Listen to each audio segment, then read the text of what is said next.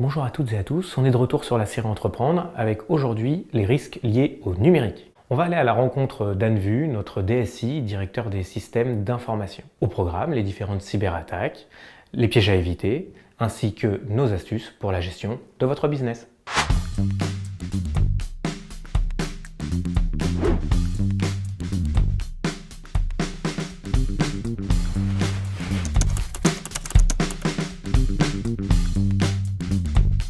La première mission de la DSI est de garantir le bon fonctionnement des outils informatiques du réseau La Forêt. La notion de bon fonctionnement couvre plusieurs domaines.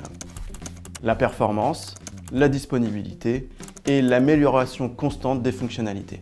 Donc il faut prendre un CRM pour pouvoir traiter les données que vous saisissez sur vos prospects. Et d'ailleurs, une vidéo est disponible sur la chaîne sur comment choisir un bon CRM.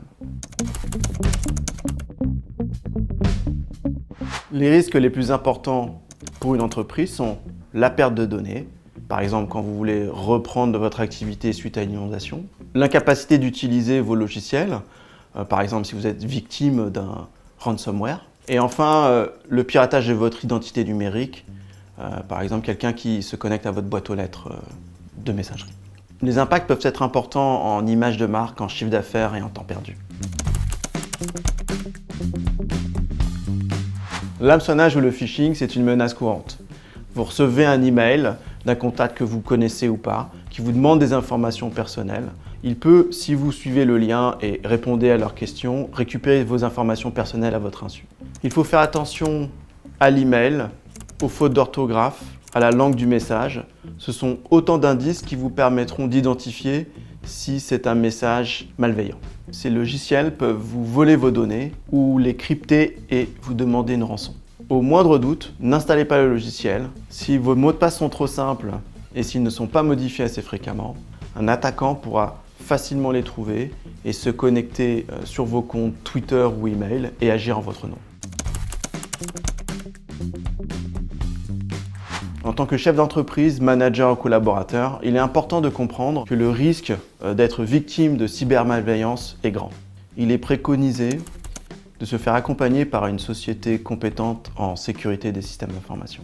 D'identifier les éléments de votre outil de production à protéger, données, applications, téléphone, tablette, mettre en place les sauvegardes régulières de vos données et systèmes, appliquer une hygiène stricte autour de la gestion de votre identité numérique, un mot de passe de qualité et personnel. Vous formez et formez vos équipes sur les risques autour de l'hameçonnage, des ransomware et des virus. Vous pouvez commencer par visiter le site cybermalveillance.gouv.fr. Il y a beaucoup d'informations qui peuvent vous aider. Vous pouvez utiliser un logiciel de gestion de mots de passe pour la qualité des mots de passe et leur unicité. Installer des logiciels antivirus sur tous vos systèmes. Désactivez immédiatement les utilisateurs qui sont partis et changez vos mots de passe tous les 90 jours. Ça dépend de la fréquence de vos sauvegardes, ça dépend aussi de la taille de vos sauvegardes et puis du temps de rétention. Mais ce qu'on observe, c'est que c'est une situation hybride. Pour les personnes à mobilité, on pourra utiliser le cloud pour sauvegarder leurs données.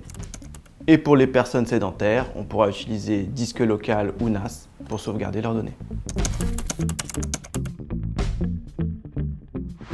Depuis la pandémie, la cybercriminalité est en hausse. Avec le télétravail, le risque informatique augmente. Il arrive qu'on utilise son matériel personnel qui est moins bien protégé et en plus, il est souvent utilisé par d'autres membres de la famille.